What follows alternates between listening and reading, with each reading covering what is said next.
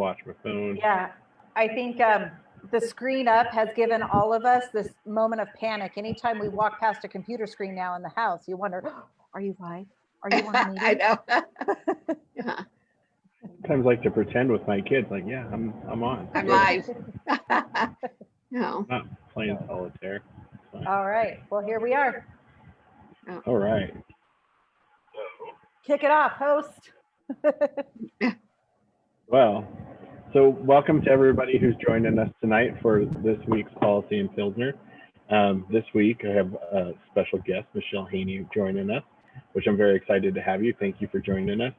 Thank you. Those who don't know, Michele is the president of Red Rocks Community College. My boss, since I teach part-time at Red Rocks Community College. That was actually, and Michele also served on Westminster City Council with me, which was always a fun joke that, you know, once we leave City Council, we're not equals anymore. You're my boss once we leave the chambers, right? So. Somebody has to keep him in line. So, Yeah, you know, I always knew I let him leave the door. No matter what building he was headed to, he was always in good hands. So Thank you. no, thank you.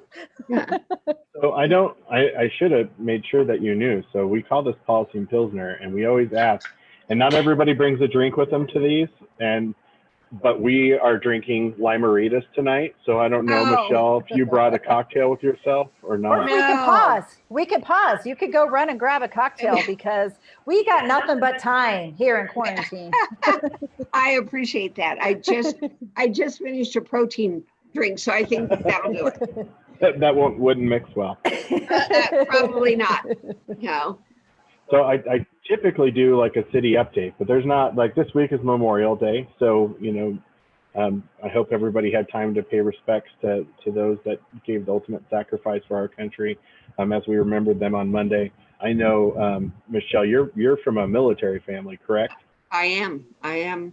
My dad spent 35 years in the Air Force, was in World War II, Vietnam, Korea.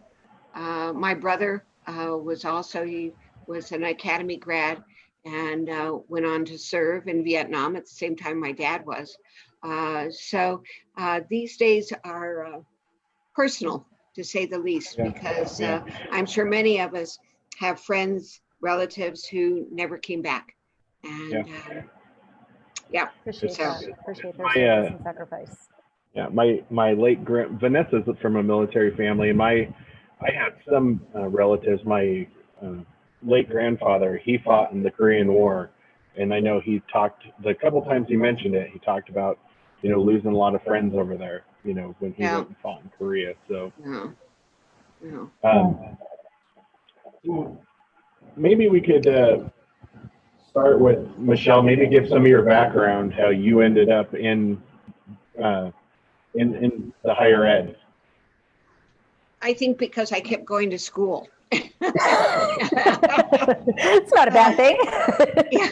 And, you know, if you ask my dad when he was alive, I went to 5 different undergraduate institutions. Now, I never flunked out of any of them. I just couldn't find a place to find home. So I graduated with a degree in political science. Never, quite honestly, David, ever thinking I'd go into education. I probably would have said, don't ever put me in education. I just, you know, wasn't anything I was interested in doing.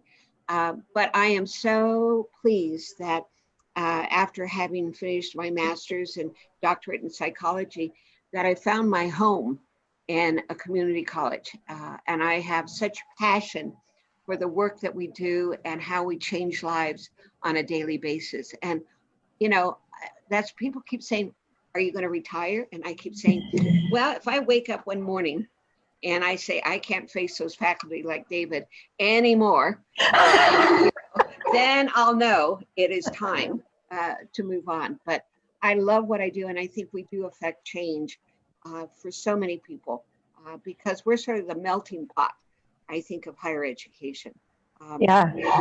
And I think you've experienced that, Vanessa. I think you've said it so beautifully, just like that. It's a melting pot of that diversity. Speaking as a community college graduate myself, to be in that experience and a 2-year degree, that took me 4 years, but that really gave somebody in my position an opportunity to explore in that flexibility.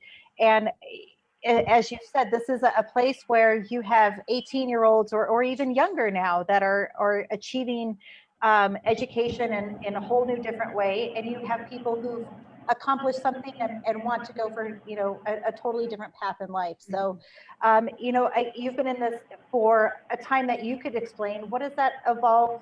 How has that education evolved from kind of the beginning of the community college and, you have these 2 degrees or just some certificates to where it is now? Because now it's a really robust program. Well, and I think, people stereotype community colleges, and I think they're not aware that now we offer bachelor's degrees. We're the only community college in the nation that offers a master's degree.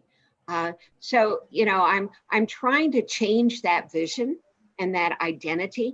And as I watch parents helping their kids make a decision, I keep saying, oh my gosh, think about what you're saving financially, but think about the smaller classes. Think about the expertise that's in that classroom. Because as you might remember, Vanessa, our faculty come because they want to teach, not because they want to do research, not because, they have a grant opportunity, but truly because they want to teach. And I love the fact that you're able to do that in a classroom of 15, 20, and not when I went to school, when I can remember a biology lab of 400. Now, what kind of lab experience are you going to have with 400 people? So. I think, and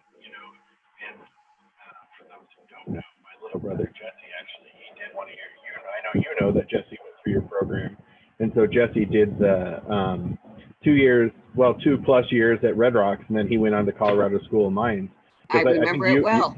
You guys have quite a few people who do the program where they take the first 2 years. I have a friend who did the same thing. Yeah. I imagine you have a high amount of students who take that path to go to the Colorado School of Mines. We're the highest or the largest transfer institution in the nation to mines.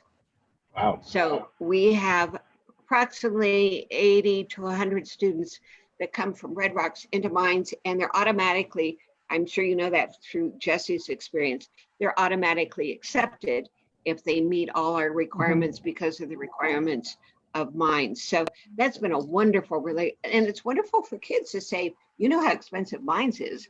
If you can take your first 2 years, wow, what an opportunity.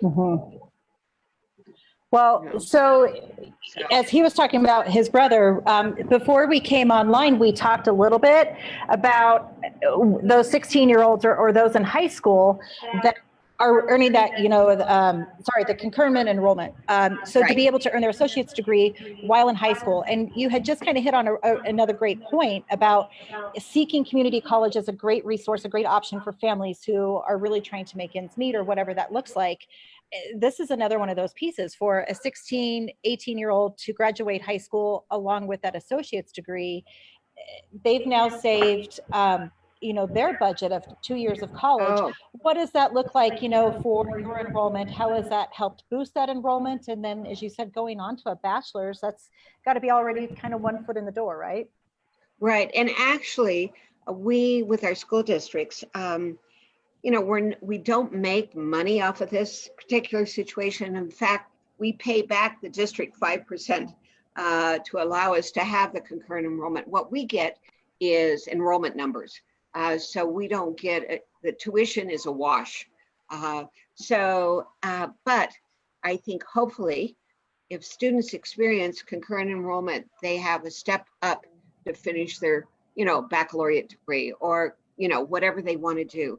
And I think it's, again, a wonderful opportunity. And I worry that a lot of people don't even know it exists because oftentimes kids are told about it when they're in high school. They never tell their parents about the opportunity or their parents are not having a college background. So they don't have the information that they can say, oh, this would be wonderful because they're not that familiar with higher education. So I think it's a wonderful opportunity. And I agree. And the conversation that it adds in that classroom, because again, you have a spectrum of learners inside a classroom. And I know this is different, and I'll probably let Dave kind of take over what COVID and how COVID has affected education and those systems. But in the classroom, when you have 18, 19, and not to put myself in any kind of age bracket, but not an 18 or 19-year-old, you have people from different generations that are able to give so many different perspectives, and learning happens so organically and beautifully, because it's not this forced of everybody always has thought the same way.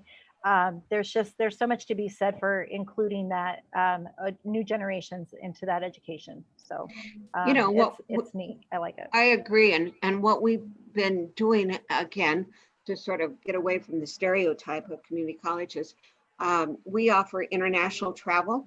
And a lot of people don't believe that that's ever an option for them. We've had many students who've never left Denver. And so when we talk to them about going to Africa and making it affordable, so we do a lot of that in terms of engagement. We have service learning projects, and we have, David, have you ever been into the Idea Lab at Red Rocks? I don't think I have. Okay, so it's a lab we have on campus that anyone can walk in. Doesn't make any difference what classes you're taking, and they can say, I have an idea and I'd like to design X, Y, or Z. But they might need a mechanical engineer, they might need an architect, they might need a chemist, and we provide those resources so they can then develop something. So right now, some of our students have made ventilators using the 3D machines, and so we've been involved with CU providing ventilators across the state. We've won the National Science Foundation Community College Challenge Award from some of our students who've done wonderful designs and experiments and this and that. So, again, it's something that is very different than I think people expect. We've been home for 2 months and realized something we need in our life is a self-loading dishwasher. Can they invent one of those? Because that seems to be an issue in our house. I'm with that, and somebody who will feed the dogs, I just would be happy if the teenagers would take their dishes and put them in the machine. I show them every day. Yeah. It goes like this. You rinse it, you put it in the machine. It's not that hard. You're not convincing. I didn't think. But you guys have some other programs too. Like I know I wrote a letter of recommendation for the team who got the cybersecurity challenge. That's pretty neat. And you guys have won some awards, I think, for that, correct? Right. And we just won the Rocky Mountain group. So we, against CU and Air Force Academy and all that, we were #1. Now they go on to nationals, David, and I think that's next week. And obviously with cybersecurity, you don't have to be in a room with everybody else. You can do it from a distance, but we are up for the national. So wouldn't that be wonderful if we won? Yeah. Oh my gosh. Very cool. Yeah. And you guys also have it's not all your career things that you do, because we always talk about success looks different for different people, and not everybody does the traditional college thing. But you have a lot of good certificate for people who do the ER stuff and police stuff and all sorts of different programs that you offer, right? Yeah. So the community colleges, we provide 80% of the first responders in the state. 90%. So we have certainly law enforcement, fire science, we have electrical, we have plumbing. I mean, depending on what your interest is, I talk about our master's degree. That's for our physician assistance program, but it's not the only health program we have. So we have, medical assisting. We have a program with CU that's nursing. We have diagnostic medical. So we have most of them. And this is through our campus in Arvada, which was designed. I have to tell you this because it's really exciting for me. We worked with the city of Arvada and Community First Foundation. They both gave us $1 million. And we designed this campus to be able to turn it over to Homeland Security or to the city if there was an emergency. So it has all the exam rooms. It has all X-ray. It has ambulance entrance. We also have a social work program, Vanessa, I thought I'd tell you that we have together with MSU. So There we anyway, go. yeah, so it, you know, I think it's been, I think of community colleges with community as our middle name. And I think that's what I love about it, is working with communities. I think that's why, as you can imagine, I chose to be with you on city council. It's that community. And I also want to say I was at Front Range for 11 years. So The people. yeah, and so I was a vice president there at Front Range. And of course, it too is a great institution. So I don't want to, you know, not give them a plug as well. Well, you kind of hit on a great point. Great people all over these community college systems here in Colorado, and really across the country. And you guys have had, just like a lot of skilled people across our country, you've had to really transition and pivot in not just these last couple months, but for education as you know it. And you've had your staff have to do some very tremendous things. I've seen the same thing happen at Front Range. So what did that transition into online learning, remote learning? And what are you looking down the road for a lot of your staff? And how does that affect enrollment for a college that depends on bodies on campus? Well, first of all, I wish I had a crystal ball to say what's going to happen for the fall and the spring. And, you know, I'm watching school districts struggle with the same conversation. Quite honestly, and again, I'm not a scientist, but I listen to what the governor is saying and what the Colorado Commission on Higher Ed is saying. And I don't know when we'll be able to go back to what we call normal. You know, I see for fall, of course, right now for summer, we're completely online. And so all services are being given remotely, whether it's student services, health services, it's all remote. In the fall, we'll probably do what we're calling a high flex approach. So we'll do synchronous delivery systems and then could have, one or two classes that periodically they might come on campus for a activity that they need to do face-to-face. But I don't project that we are going to be fully open for fall, and I don't even know if it's going to be for spring. So when you ask how that affects us, well, you can imagine Colorado is dealing with budget issues severely. And so the JBC initially said, well, they probably cut higher ed 10 to 20%, which is huge, given the fact that we only have a 30% support from the state. 60%, 70% comes from tuition. So, and that's a change. When I came to the state, it was the reverse. So it was 70% state, 30% tuition. So when everybody said, why is tuition raising? Was because state support was declining and we didn't have a choice. So we were prepared somewhat to have that kind of hit. And then all of a sudden it came out that we were going to be hit at 58%.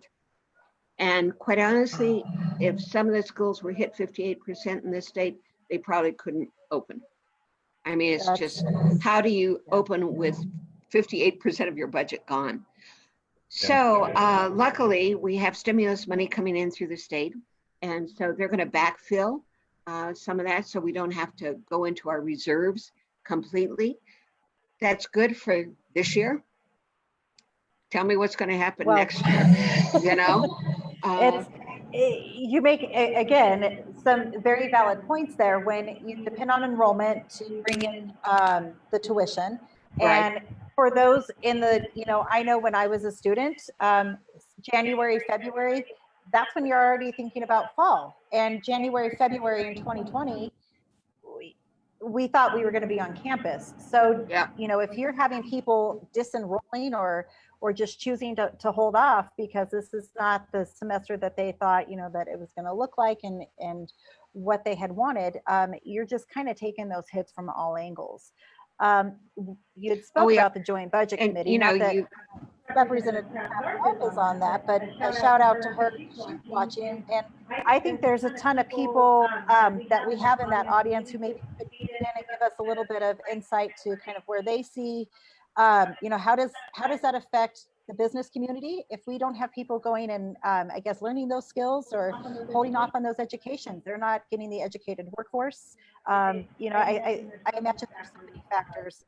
So again, a big shout out. Gosh, I was going to stop and say hello to everybody, but I realized how this list of people that is out there. So you have some fellow counselors, John Bowles on here, David, as well as Mark Clark. We like to call him our groupie because Mark he is on every single week. So we always like to give him a hi and hello, and curious what he's drinking. Maybe he should share with us.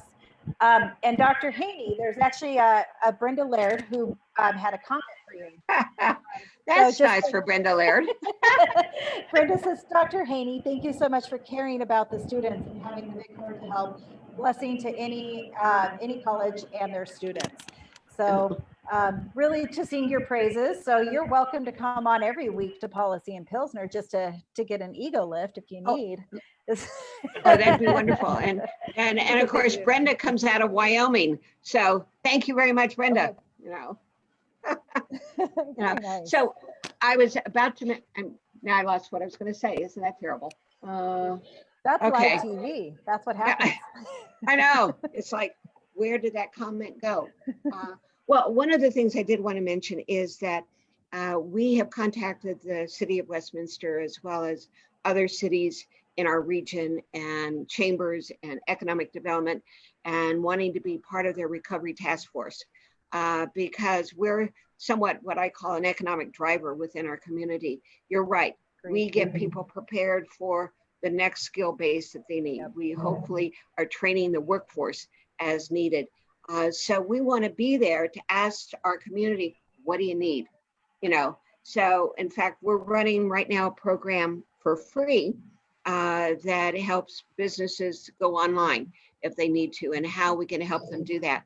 So again, if anybody's interested in that online program, just let me know because it's free. So to make sure, I'd love to get this in the, I'd love to get this in the comments before we're done with this. And so those who pull up this video afterwards, what is the best way to contact you directly? Contact the college? Sure, contact me directly. Okay. Contact me directly and I'll put them in touch with the right person. So do you want my email address or are you going to be able to? We've got it. So we'll add those into the comments when the video gets all wrapped up. But for those watching live, I'm sure if you Google Dr. Michele Haney, you can find something. Get her a message if this sounds exciting to you. Or maybe that's. No, that's fine. I hope everything's good on Google. No, that's fine. You still come up as a counselor, and then it like goes into the past counselor. But I was Googling you to try to get a headshot, and your council profile came up. So speaking of that, really? I was gonna hit on that, like. So you were on council for some time. You and I actually did get to accomplish some things together, and I really enjoyed working with you. So, maybe you've had some time away from it, and what are your reflections of that experience? Because I mean that is something that not a lot of people get to do. I know Bob Briggs, that used to be, Bob has been everything, from a House rep to RTD to council, but he always likes to make a point of what small percentage of the population actually gets to be an elected representative. And so it's an interesting job. So I'd be curious to hear, kind of what your reflection of your time on council is. Yeah, the privilege, let me put it that way, because I think it is a privilege to serve. And the weight of the authority you have in making decisions is overwhelming at times. And I think, not that you, I understand, individuals at the county level and city level, and even, for at committees that go statewide, but I wasn't as affected by that as I was when I served on city council, and I sat there weighing questions, knowing how many people I was going to affect, depending on the decision that was made. And that was That was impressive to me, and really made me think through the pros and cons and the decisions. I think the other part was the lack, I hate to say this, but sometimes there was certainly a lack of civility amongst people who came forward. I believe in people's right to voice their opinions. But I think we can do it in very civil ways. It doesn't need to be demeaning, and it doesn't need to be accusatory. And if you have a weak stomach or a thin skin, I think sometimes that is really difficult to hear and watch. But at the same time, I admire all those people that are working really hard to make a difference in our city. The community involvement, as we would see on a weekly or monthly basis as we gave out honors, and the kind of people that work for the city, whether it's firefighting and law enforcement, and they put their lives on hold in order to serve the city. That's amazing. So I think I learned a lot more than I gave. And I think having done that, you think, would you ever want to do it again? I think the worst part, David, Vanessa, is running. Yeah. So if you didn't have to run, wouldn't that be a piece of cake? I think I'm one of the sick ones who actually enjoys the campaigning. I've done it so many times compared to how many times I've actually won. Yeah. But I don't know. But it is hard. It's a lot of work, and I think you're right. And I think I think to your point about civility, I think it's hard, and I'd say none of us are perfect at it. When you're passionate about something, and it is kind of an art to realize that the more civil you are in trying to make your points, and sometimes your points can be critical, and they can maybe be offensive depending on what side you're on, but you still can, in my mind, you still can do it in a civil way that helps further the discussion. Because if you're just mean-hearted, I feel like those are the people that it's hard to take it in, right? Because you're just like, well, that was unnecessary. Like, even if you agree with their point, because there's not a point to being mean. Sometimes you can, like, I know, for example, there's plenty of things where people don't like my view and they take it as mean, and it's not meant to be. Versus there's people, like you said, that actually come and they're just mean, but I also think you're right as far as like the weight. Like, I think it's a lot more stressful than you think it's going to be when you start looking at these decisions, and you see these people who, even some of the people who come in are mean, and you realize how important it is to them, whatever the topic is, and how no matter what, your decision is going to impact some people positively and some people negatively, and trying to stick to both your principle and what you think is right. It can be a very stressful thing, and it takes a lot out of you some days. I think so too. And I, when I mentioned running, I love meeting people and having those conversations. I'm not real good at putting my hand out and asking for a donation so I can keep on running. Not easy. That's not easy. And the other part, I think, is, why are my thoughts disappearing? What you can learn about process and the political process, and is pretty in depth. But your schedule, oh my God, David, there would be nights that I wasn't home all week because of committees and things that people would like you to be there to show your interest, and weekends as well. I mean, you've been doing this for 3 years now, 4 years, so it eats away. And that's, if you have responsibilities outside, Vanessa, bless your heart, because I think it's really that added pressure. How are you going to do that balancing between doing the job that you want to do for the county or for the city or for the state versus what you have a balancing act with your own family? So, I'm glad all my kids are gone. Right. I look to you guys as really inspiring, and really any elected official, anybody who's gone through that campaign. And we've said this every single time, a tremendous amount of respect for anybody who throws their hat in the ring. And regardless if you pull off that win or not, it's huge, because it does take, even that campaign takes time away.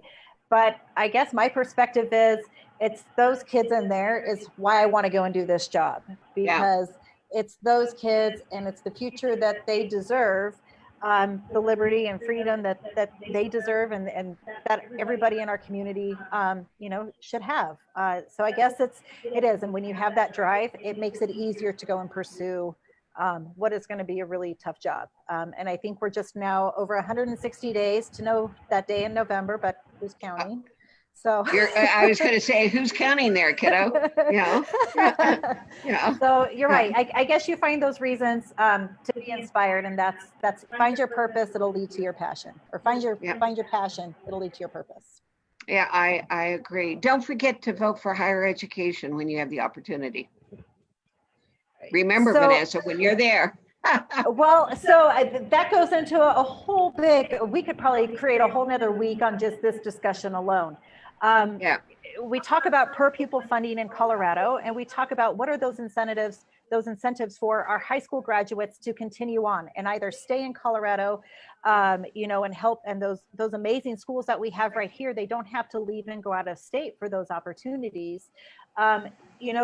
Where are those issues? Now we're looking at huge budget cuts. We're seeing places that we do have overhead that, is this something we can lose? If we're not transporting kids to school, now we don't have a transportation budget. I could tell you my electricity budget's gone way up since everybody's been home. But now schools don't have that same overhead. So where's that balance? Where can that help? And then where can that follow and encourage these kids to stay in Colorado higher education?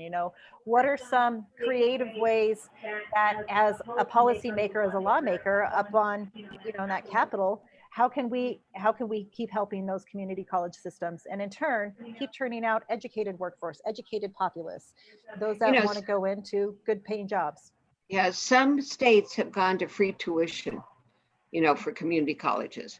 But given our state's budget, I don't know how that would be affordable. Right now, we have 120,000 students in community colleges across the state. So free tuition for 120,000 students would wipe out the budget as we know it. So, and that's been very effective in some states, but they've done it through sales tax and a few other things that they've been able to raise in order to support that. I doubt that I would ever see that happen in Colorado. That's just not our nature in Colorado. So I don't know, right now, you're probably aware, higher ed, now K through 12 is protected in the budget. Higher ed is not. So if they ever need extra money, that's where they get it. If they need it for transportation, they get it out of higher ed. If they need it for prisons, they get it out of higher ed. So because we're not protected under the state budget, we have no slice of the pie. So, my fear is that at some point, if we don't continue to secure funding, all community colleges, all colleges in the state will be private institutions. So there'll be no public institutions in our state. So you can imagine what that would look like. I mean, right now, community colleges are your access institutions, providing access to anyone that can benefit from education. So if we all went away, what would that do to your skilled workforce in this state? That separation is so- going to get bigger. Yep. Yeah, it's you no longer have, again, that equalizer of everybody can have this access. Not everybody wants to go to those large university campuses. Not everybody feels that drive, and not every, I got to 36 years old before I decided it's time to make a career change. If that wasn't accessible to me, I wouldn't be able to do the things that I'm doing now. Not saying, I guess not saying that I wouldn't figure it out if I truly wanted to, but I appreciate that always being an option. So I think, again, before we got online, we had talked about the foundation, Red Rocks Foundation, that helps fund some of these grants and scholarships for local community members, no matter where they're entering in the college program at. How is that going given our situation? And has that always been a big piece of helping fund some of those classes and altogether those programs? We've had, really great donors that, and many have just done it unrestricted. You know, I just want to give money because I want kids to have that opportunity. Some have done things like kids who are aging out of foster care. You're probably aware that the kids who've been in foster care, and when they age out, very few of them ever make it. They don't go to school. They end up in desperate situations, unfortunately. So, you know, it's wonderful that somebody wants to step up and say, I want to fund an education for those individuals. But right now, you know, people have lost jobs. What do we have? Is it 23% unemployment rate right now? I'm trying to remember what I heard. Yeah, and Colorado's a little better than the nation, but. I think you're on mute. Oh, there you are, Vanessa. Yeah, So Colorado better than most, but. Yeah, but you know, that's going to grow, unfortunately, because it's not ending anytime soon. So with no income, certainly education is not something that comes immediately to mind that you want to pay tuition. Now, in the past, when we've had recessions, we grew 45% in 5 years during the last recession. What happened is that people were eligible for financial aid and figured out how they could live with the money that was coming forward out of federal financial aid, and they could go to school, which worked for a lot of people. But if you have a large family, and that's not going to stretch as far as you would like. So I don't know. I don't know what the secret's going to be. I think this state is interesting because so many of those individuals, because we have a high level of education across our workforce, but many of them are people that came into the state. Everybody loves living in Colorado. So you probably have read where, you know, the native student that graduates out of, you know, high school in Colorado doesn't do as well as those that have moved into the state. So the highest number of college graduates are coming in state. They're not being developed in state. So again, how often or how much longer is Colorado with the rising prices in terms of where you can live, and how often are they going to be considered the place to go and the place to live? And if our own kids that are graduating don't see themselves as college students, we're going to have a real issue. What do we attribute that to with the native Colorado student? You know, and there's studies that have been done across the state. Part of it has been, you know, and they do it primarily, David, on science and math, and to take a look at where the gains and losses are, reading being another one. And I would hate to misquote, so I won't do it, as to why I believe that's the case. But, you know, we have somewhat of an equity gap in our state in terms of education. So we have those individuals and those schools that are not as highly regarded. And we have those that are, but they're in areas of economic growth. So, you know, I think there's 1,000,001 reasons. You know, we have a lot of first generation in this state, and that came with the natives. You know, I've lived here now for 26 years, and my kids went to school here, both elementary, secondary, and college. They didn't have a choice about college, by the way. They went to Front Range. Would you believe that? They didn't want to come to a school where their mother had a last name and everybody knew her. I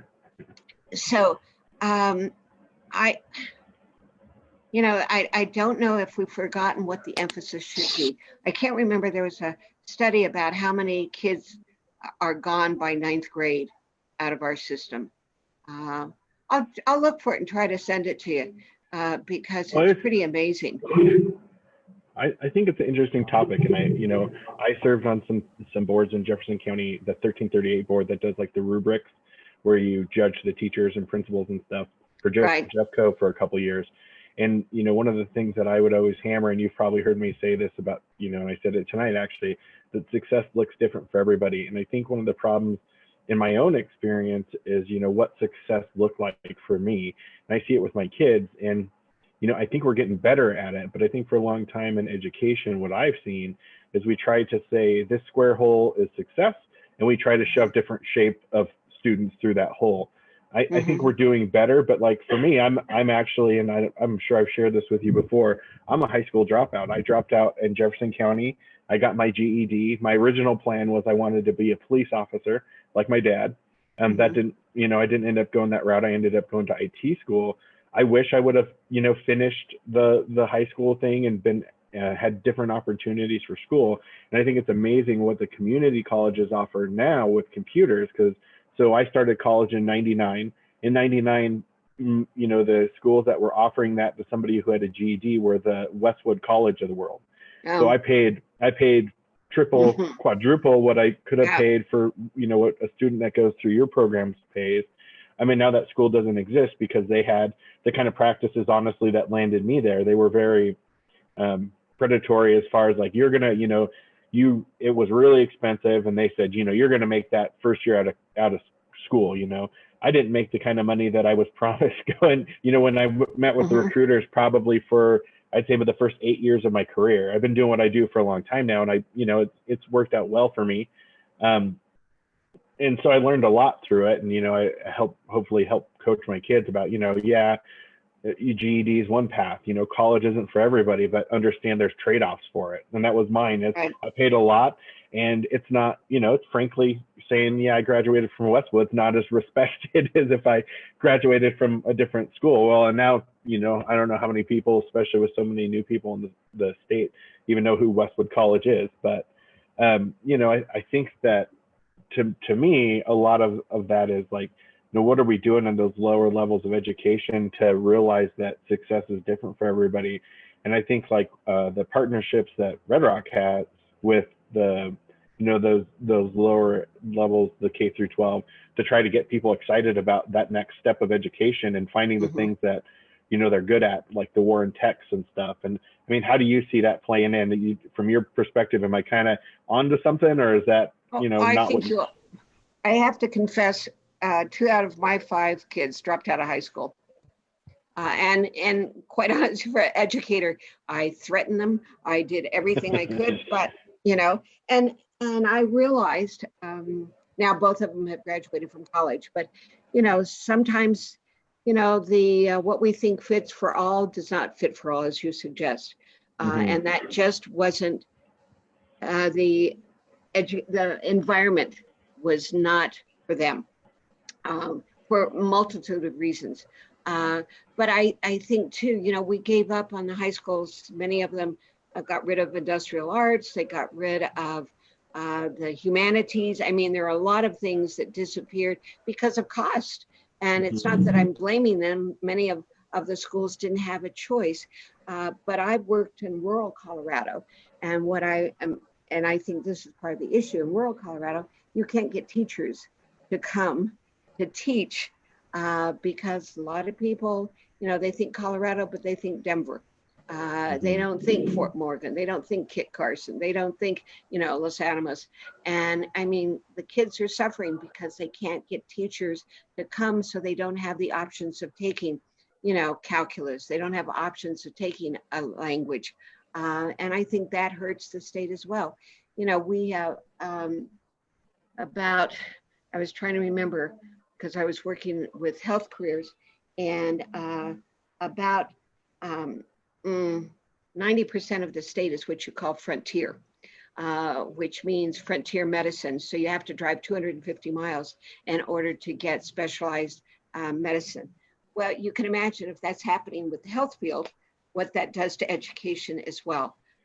Well, what do you, I mean, and so that's an interesting thing. And so I know teaching at Red Rocks, although I've taught online and I've taught the same, this class I teach is one semester is on campus and one semester is online. That's how they have it set up. And so right now that class I'm doing on campus, and I had to switch to online because it was on campus when COVID hit. But in the fall, it's purposely online. And so, it's taught me to kind of actually look at some things different. I'm taking the on-campus one and doing some stuff online that I think would probably work well for the online version of it anyway. But some of the things that I've seen both in education and in government as well as business is we've got really innovative.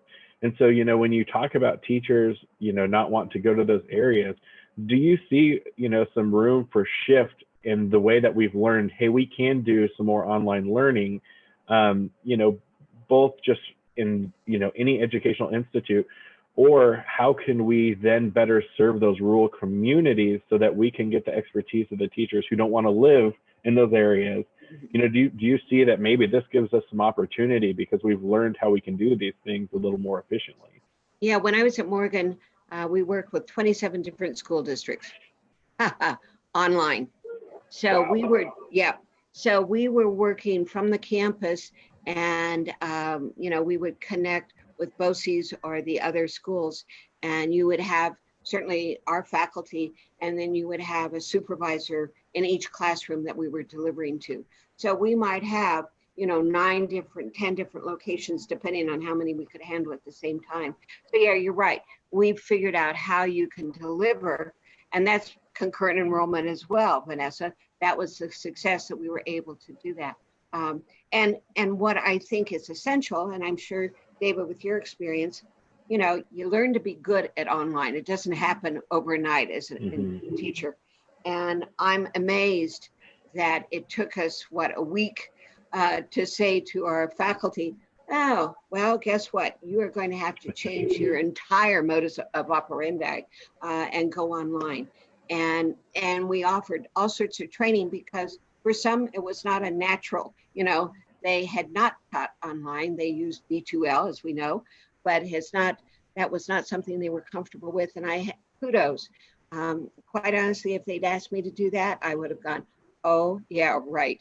And not only would I have to learn how to do it, but the technology that we now have available to us was not available when I was teaching years ago online.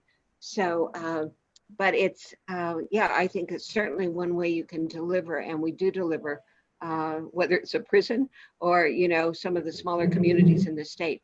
That's what we're doing. Well, one of the things that I actually just am completing is the accessibility training course that is required. I know that the department head of the department I work for said that she wanted me to do that, and I went ahead and finished that. We'll see how I did. I still haven't got my grades back. I think, but it was interesting because a lot of the things that they teach you, even though, I'm a 20-year IT professional, but some of those things, like, I've never done that. So like making documents and online things accessible for screen readers, for people, who are visually impaired, and realizing like the videos for people who are deaf, and, if you're not, clearly looking and they're trying to read lips and you don't have the screen capturing, like I actually learned quite a bit from it, even though it's just, a short 4-hour online course.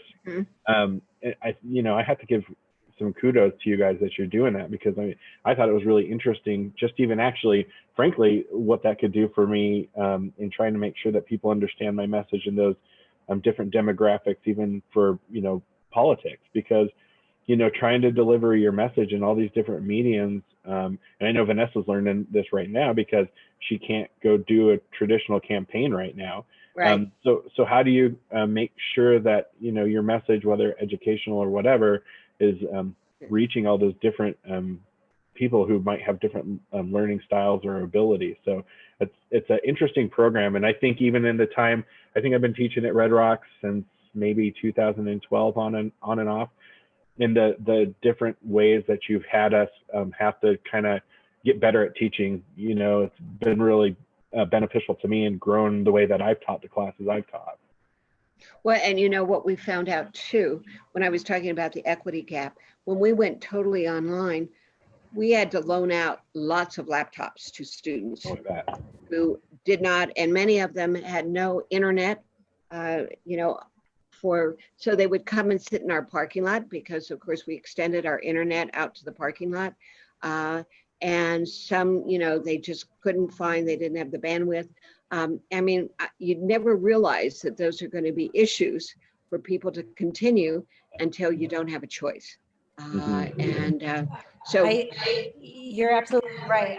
I think those first couple of weeks that we were transitioning to that remote learning, I think it really highlighted so many of those gaps that I didn't even see as a student, and you just maybe you make assumptions, but little things of doing science at home all of a sudden, or doing science away from the building that you normally learn. Some of these you had to print out, and so it was very easy for the professor, great lady, but to say, well, just print it out and then you'll be able to read it easier. Yeah. How many students had to say, we're at home, I can't print it, I just don't have those same tools. And we saw the same thing with our little kids, in fifth grade. Okay, we'll get a 6-foot ladder and do this gravity experiment, and then print this paper and record your results. And again, you're asking a whole plethora of items to be accessible to somebody to be able to make this one lesson. Right. Everybody have a 6-foot ladder at their house? Does everybody have a printer they can use? So there's a lot of adjustments, and I think a lot of perspective that we continue to gain Yep, from seeing I this. agree.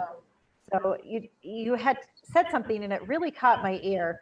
You said with the prisons that you're sending these remote sessions to prisons. So this is fascinating to me. I was not aware of this. So tell me a little bit about that. Is the same thing, instructional learning into Yeah, Colorado so we've had a history of delivering to those that have been incarcerated. So one of the programs we have that is actually after an individual has transitioned out is what we call our Gateway program.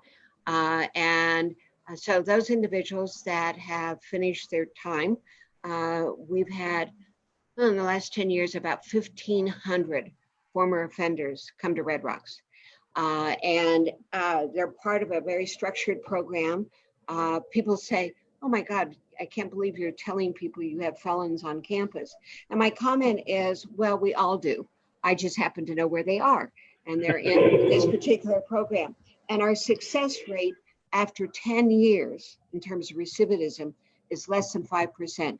We've had less than 5% in terms of recidivism, which also says what a difference education makes for people. It's not that these people were stupid.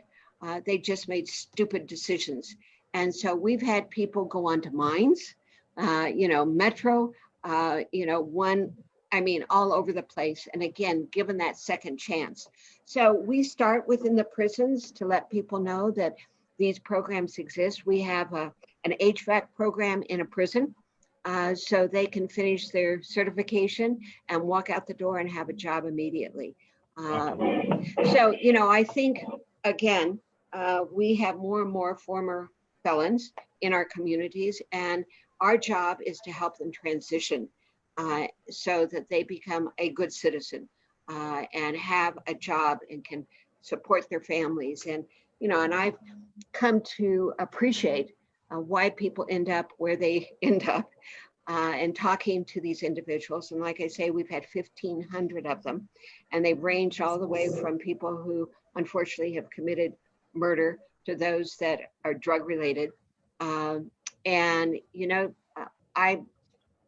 at the point where I say education can do a lot regardless of what your charges have been. So, well, if there's always a conversation about education reform and prison reform, right, there's obviously a median in between where those are coming from. And I know in my work, I look and say, if over 90% of inmates are self-reporting physical, sexual, emotional abuse in home, where do we break that cycle? And if that's educating them and giving them a better life so they don't have to live in that same or make those same choices, that's what it's about. That's why we talk about a system of grace in America, where those opportunities will always be there, and for a community that can help support those individuals who've paid that debt and have to still have to come back. We can't keep them in prison forever. So no, what's interesting that's awesome. is this is funny. So we have the program has a club, a volunteer club, and it's called The Rock, which I always thought was interesting for former felons. But anyway, to give back to the community in which they stole from, basically. Yep. And so this group, I drove up one day and they were raising money for the club by valeting cars. And there are sometimes at Red Rocks when our enrollment's up that you can't find a parking place. So I drove up, and I do have a parking place, so nobody really needs to valet my car, but it was a fundraiser. So I gave them whatever money, and I said to them, I was running, I said, would you just drop off the keys in my office when you have some time, because I don't have time to, do this. Well, came lunch and I had to go off campus and I didn't have my car keys. And I went, oh, smart job, Michele. So I walked out and my car was still there. And I said, didn't it start, or did you have issues with it? And they said, well, because you're president, we were waiting for someone who had a driver's license. So, so they wouldn't move my car, until they could find someone amongst themselves, because many of them, of course, couldn't have a driver's license because of their offense. So I thought, well, at least they're honest. But they're going to wait. What a great way to, again, like it's finding those marginalized places and people within our community and bringing them up, to where the rest of us. And for me, that's what social work is all about, is understanding and learning, then being able to go out and put it into practice. And you've really spoke to so many different things, a variety of ways that no matter where you're at, what season in life you're at, that, education is never something to be frowned upon. There's always a path for somebody, even in certifications, is that about 18 months. So if somebody's recently unemployed and decided, maybe this is the time I need to take and move my life into a different direction, this really could be a great way, especially with remote learning, that these things are online. If somebody chooses that, do they have, does Red Rocks or even some of our other community colleges have the machines and have ways that can help get somebody started if they have zero resources? How easy is it for somebody to just decide, I'm going to do it? I think just give us a call, tell us what you need, and we'll try to figure out how we can help you. Some of our programs obviously do require, we have fine woodworking. It's really hard to do fine woodworking at a distance. So we will do certainly theory and all sorts of things, but we'll probably bring people on for a couple of sessions during the semester. But people need support, whether it's technology, whether it's scholarship, we have all those tutoring. And tutoring's free. You don't walk into many schools and have free tutoring. So, everything is there to help you. We have career services. So if you need to find a part-time job, let us help you find a part-time job. So, I don't think there's any excuse for someone to say, oh, I couldn't handle it, because we're there. We're there. And I speak for all community colleges. I think we all have the resources that will take you where you want to go. So one last question before we start to wrap up. When you were speaking of services that not just your campus offers, but many do to your student population, food pantry is something that we had at Front Range. This being a service that was so valuable to so many of our students who are transient or maybe don't have a permanent home or living situation. Has that been something that you've been able to work through and still try to partner with the community to try to encounter some of that food insecurity? Yep, we too. And the other thing we've done, Vanessa, is we worked with the Action Center. I don't know if you're familiar with the Action Center. And so we opened up a shelter. And now we call it the launching pad, and it's for Red Rock students. So we are trying to work through when people have these issues that really make education almost untouchable. How can we eliminate housing issues? How can we eliminate food insecurity? So that's one of the ways we've started to do that. That's fantastic. I think I know it's in the back of my mind, but that's not where everybody thinks in time of crisis, of all those people who had services and are not. I know we thought a lot about K-12 and with those lunch programs and what that meant. And just because you're 18 or you're considered an adult, it doesn't mean that you have it all figured out, or that this could be that one thing that just tears it all apart. And you kiss your education goodbye because you hit this bump in the road, and it doesn't have to happen. So I guess for everybody who's out there watching, these are some great places. If you feel led, giving to these foundations, getting in contact with Dr. Haney is a great way. If you feel your heart about trying to help people pursue their higher education, there's definitely avenues to help. And it sounds like you try not to turn away any help, and there's always that need. We'll get creative. We'll get, and again, it's for many of us, it's the network that we have for other resources that people may never know that they're eligible for. So we want to be sure they come to us, and even if they never enroll, that's fine. We'll help them still find the resources they need. Still part of that community, for Great. sure. We're the unity in community too. I like that. So, She closes on a good note. It's like she's done Yeah. this once or twice. you know, yeah. Well, So I appreciate the opportunity to, to share with you, and anytime you want to have a conversation on education, just let me know, absolutely. Yeah. Many. Well, hopefully it's a friendly one, not because you're my boss and you have to like. Yeah. call me and- There you go. Always friendly, always friendly. We can keep on doing good things in this community. Yeah, agreed. Well, I have to say, I really appreciate you making some time for us. I know how busy you are. I actually sometimes wondered how you fit city council in, because Michelle'd be over there with her state phone and her normal phone, and like, what's going on over there? So we truly appreciate your time and all that you do for the community and for the state. I know that you've done plenty. I know that also Westminster owes you some gratitude for what you did to get us the College Hill Library in your time at Front Range. So for people, that was a pleasure. That was a pleasure working with the city, and it's a great option for people, both from the college as well as the city. So and thank you all for putting our marriage over many semesters when I needed a place to get away to work. Yeah. So let me say thank you to you both for again the community service that you're doing, and way to go, Vanessa, and running again. From my experience, I know that that's a challenge, but Dave is a good resource. He's gotten out there, and he leads the way, so that's wonderful. Well, so thank you so much. I appreciate it. Appreciate you putting yourself out there, because it's not always easy. As we said, you find a reason, you find there's a passion to get behind, and that's your driving force. So but finish your degree. Don't forget to finish your degree. You're going to be a great social worker, so don't forget Looking forward to it, for sure. Thank you. Okay. All right. Well, I appreciate everybody who tuned in. Michele, it's great to see you, and hopefully we'll get to see each other in person again someday soon. So we'll have to grab a cup of coffee or some lunch. Sounds good. So, you take all care. right. Thank you you, guys. Bye-bye. Bye.